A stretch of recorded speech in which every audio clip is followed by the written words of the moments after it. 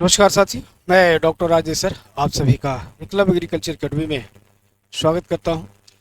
संस्थान द्वारा आप सभी के लिए एमएससी एजी प्रवेश परीक्षा, UP CATET, ICR, JRF, CUT, FO एवं यूवीएम के संबंध में, साथ ही साथ नौकरी से संबंधित जो भी जानकारी होती है आपको अपडेट देते रहते हैं। इसी क्रम में देखें, उत्तर प्रदेश अधीनस्थ सेवा चयन आयोग दिसंबर माह में पूरा सक्रिय बना हुआ है और विभिन्न प्रकार के नोटिस, सूचना, अधिसूचना, विज्ञापन देते चले जा रहे हैं।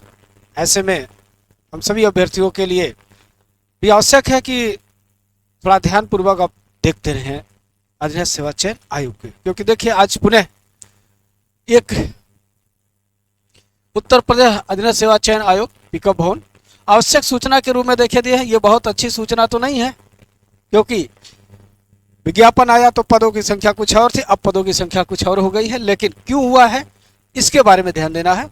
आयोग के विज्ञापन संख्या 08 परीक्षा 2023 सम्मिलित कनिष्ठ सहायक, कनिष्ठ लिपिक एवं सहायक स्तर 3 मुख्य परीक्षा के अंतर्गत विभिन्न विभागों के नियंत्रणाधीन कनिष्ठ सहायक, कनिष्ठ लिपिक एवं कनिष्ठ सहायक के कुल 5,512 पदों पर चयन हेतु 12/9/2023 से 3/10/2023 तक भारत के नागरिकों से ऑनलाइन आवेदन आमंत्रित किए गए थे।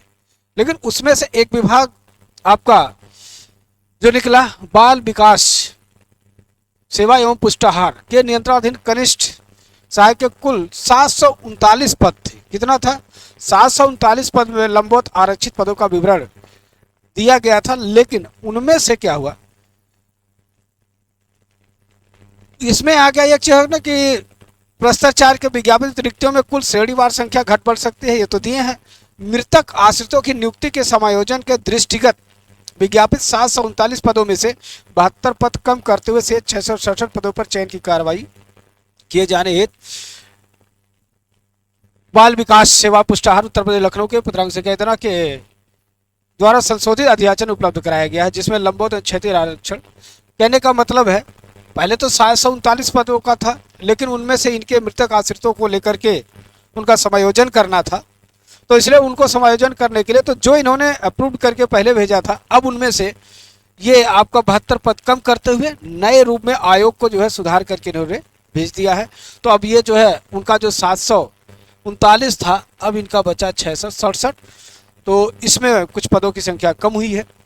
अब चूंकि जो जिस विभाग का निदेशालय होता है जैसा कहेगा आयोग को ऐसा ही करना हो, तो आयोग अपने से रिक्तियों को घटाने बढ़ाने का इसके पास कोई अधिकार नहीं होता है।